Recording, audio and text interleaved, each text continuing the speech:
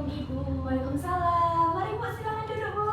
Iya. Ibu, saya mau periksa Ibu. Oh iya, saya pinjam bukunya terlebih dahulu ya Bu Iya. ya. Ibu, selamat pagi. Pagi. Perkenalkan, saya Bidan Herlina, petugas kesehatan yang bertugas pada pagi hari ini. Ibu di sini Ibu mau periksa ya? Iya Ibu. Ada keluhan Bu? Ada. Ada. Kenapa Bu? Ini Bu, saya kok gampang capek ya, kayak nggak ngapa-ngapain gitu, rasanya capek, lemas gitu. Gampang capek ya Bu? Iya. Ya. Sebelumnya saya salam dulu ya Bu ya. Ini dengan Ibu siapa? Saya Gina Ibu. Oh, Ibu Gina. Umurnya berapa Bu? 24 tahun. 24 tahun. Iya, ini hamil pertama ya Bu ya? Iya. Iya. Tadi kan keluhannya gampang capek. Itu udah dirasakan berapa lama Bu? 4 harian sih Bu. 4 harian. Oh, udah agak lama ya, 3 hari 4 hari ya. Oh iya. Baik. Nah, biasanya ini kan Ibu udah hamil 24 minggu ya Bu ya? Ibu kan udah hamil 24 minggu. Gampang capek, gampang lemas ya. Nah, ini bisa jadi karena kekurangan nutrisi Bu biasanya. Nah, berarti nanti selama 10 menit ke depan kita belajar bersama-sama ya Bu ya. Oh, iya. Gimana buat pemenuhan kebutuhan nutrisi ibu hamil. Iya, Seperti Ibu. itu. Saya tinggal cuci tangan terlebih dahulu ya Bu ya.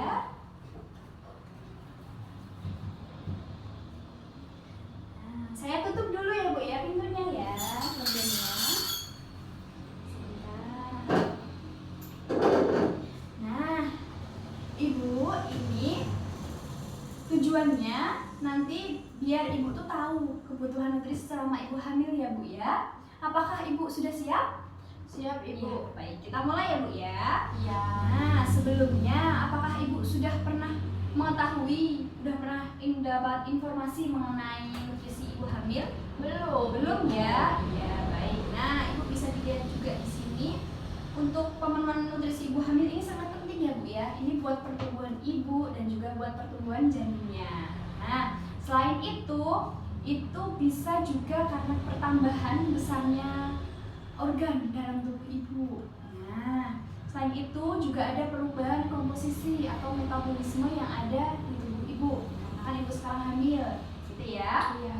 Nah, untuk prinsip pemenuhan gizi ini ada, Ibu bisa dilihat di sini ya Bu ya. Ini ada karbohidrat, ada protein, ada lemak, ada vitamin dan juga mineral ya Bu ya. Nah, untuk angka kecukupan untuk ibu hamil sendiri itu sekitar 300 kalori Bu untuk setiap harinya, atau sekitar tambahannya itu 15%, terutama pada trimester kedua dan juga trimester ketiga. Nah, sekarang Ibu kan di trimester berapa Bu? Trimester kedua. Iya, betul. Ibu sekarang di trimester kedua. Jadi Ibu harus setiap harinya tuh harus 300 kalori. Itu ya. Iya. Nah, untuk kita bahas yang pertama ya Bu ya, ini buat yang karbohidrat. Karbohidrat ini itu sebagai sumber energi. Contohnya nasi, gandum, singkong. Nah, seperti itu. Ibu doyan makan nasi kan Bu? Nasinya agak kurang sih. Agak kurang, bisa kalau misalkan nasinya kurang bisa diganti dengan roti, jagung, singkong, pokoknya yang dia kandungannya karbohidrat buat Berarti sumber setara energi. ya itu? Iya, itu setara Mbak. Nah, selanjutnya yaitu protein.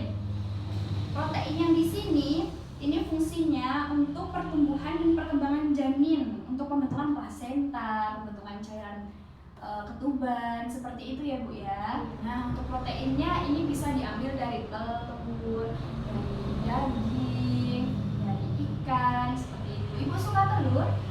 Agak kurang sih Bu. Agak- Baunya amis kan. Oh, baunya amis ya. Kalau misalkan nggak suka telur bisa diambil daging, bisa. Protein dari tempe juga bisa, tahu juga bisa, seperti itu. Yang penting ada gantinya ya Bu ya.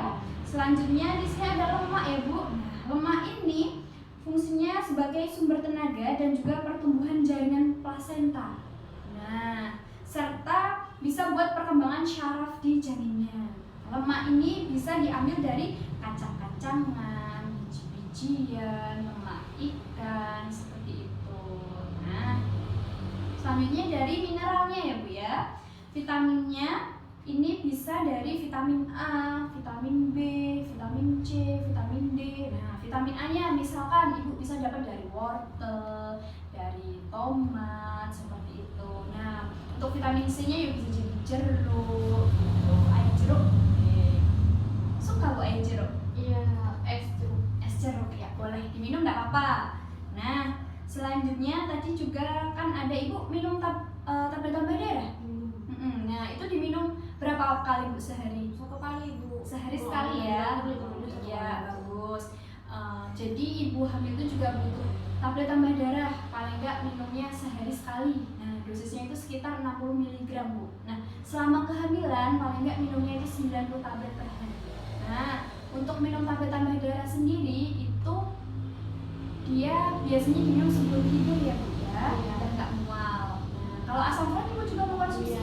Iya, asam folat itu juga bagus bu buat mencegah kecacatan. Nah, ibu hamil itu sehari bisa minum asam folat untuk takarnya sekitar 400 mikrogram itu buat mencegah kecacatan. Seperti itu ya bu ya. Kalau kalsium juga minum ya bu? Iya, itu bagus. Nah, untuk selanjutnya ini ada kebutuhan cairan bu. Untuk kebutuhan cairannya ini untuk mencegah dehidrasi dan juga mencegah konstipasi atau sembelit.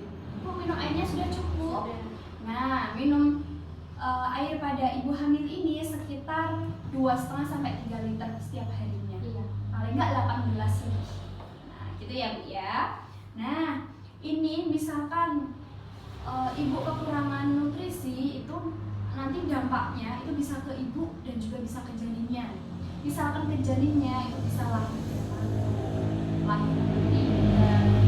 bisa keguguran, kalau ada cacat bawaan atau berat bayi lahir rendah. Nah, seperti itu ya bu ya. Oh iya bu. Kalau untuk buat si ibu sendiri itu bisa karena bisa menyebabkan anemia, bisa penurunan daya tahan tubuh, bisa terjadi perdarahan selama kehamilan dan juga persalinan nantinya. Jadi asupannya itu harus yang cukup. Seperti itu ya bu ya. Pokoknya vitaminnya diminum rutin terus ya bu ya. Nah, ibu juga minum susu? Minum tapi kadang-kadang. Kadang-kadang boleh, nggak apa-apa. Diselingin nggak apa-apa. Nah, untuk pengolahan makanannya ibu gimana bu setiap harinya bu? Iya, seperti masak biasa. Masak biasa ya. Nah, ini kita belajar bersama-sama ya bu cara pengolahan makanan yang benar. Nah, itu yang pertama bisa dimulai dari ibu belanja sendiri di sayur. Ya. Nah, nanti memilih sayur-sayuran yang segar ya bu ya. Setelah itu kan ibu masak. Nah, nanti pas di sayuran dipotong-potong, ibu jangan terlalu lama membersihkan di air, jangan terlalu lama direndam. Soalnya nanti vitamin B sama vitamin C-nya itu bisa larut dalam air kalau terlalu lama. Nah, untuk memasaknya bisa menggunakan alat-alat yang bersih ya bu ya. Nah, khusus untuk masak sayuran itu dimasaknya jangan terlalu lama. Nanti misalkan terlalu lama itu bisa vitaminnya larut lagi, hilang gitu ya. Nah, kayak gitu ya bu ya. Kalau untuk daging ibu suka ya tadi ya. Nah, untuk masak daging, apalagi daging sapi, daging ikan, nah seperti itu nanti ibu bisa masaknya itu sampai benar-benar matang. Jadi dagingnya benar-benar sampai matang sempurna. Seperti itu ya bu ya. Iya. Untuk penyajian makanannya, ibu diusahakan kalau makanan panas itu jangan langsung dari benda-benda yang plastik. Nanti soalnya bisa menimbulkan racun. Ya, kan juga nggak bagus juga buat kesehatan karena itu dari bahan kimia. Gitu ya bu ya. Nah, ibu juga jangan menghangatkan makanan berkali-kali. Mungkin misalkan sayur itu cukup dihangatkan sekali atau 2 kali seperti itu ya bu ya. Nah, ibu sebelumnya ada pantangan buat makanannya nggak bu? Nggak ada ya bu ya, alhamdulillah berarti. Soalnya misalkan ada pantangan makanan yang harusnya dibutuhkan bagi ibu hamil, tapi kok ada pantangan misalkan makan telur kok dipantang, nah itu kan jadi nggak bagus. Soalnya kan telur itu kan proteinnya tinggi mbak. Nah seperti itu. Nanti misalkan nggak justru dipantang, itu kan nutrisinya jangan berkurang seperti itu. Nah ini ya bu ya bisa dilihat dulu di buku. Nah ini buat contoh menu seimbang ya bu ya. Ini ada nasi, ada telur, ada ikan, ada sayur, ada buah. Nah ini contoh buat makanan menu gizi seimbang. Ini buat sehari-harinya ya bu ya. Ibu nanti bisa dibaca-baca halaman 20 gitu ya. Nah Apakah Ibu sudah paham? Sudah, baik. Kalau Ibu sudah paham, coba saya tanya, tadi cara masak yang baik gimana, Bu? Harus memilih sayuran yang segar. Iya. Tidak boleh mencucinya, merendam dengan air terlalu lama. Betul. Tidak boleh merebus terlalu lama juga. Iya, baik. Nah, alhamdulillah bagus semua. Ibu sudah, artinya Ibu bisa menjawab pertanyaan saya. Ibu sudah paham ya, Bu ya. Nah, sekarang saya catat lebih dulu ya, Bu ya. Nah, ini karena Ibu sudah paham, nanti untuk evaluasinya kita bertemu lagi sekitar 2 minggu lagi ya, Bu ya. Ini kan Ibu masih agak terasa lemas ya. Nanti kita cek 2 minggu lagi Ibu seperti apa.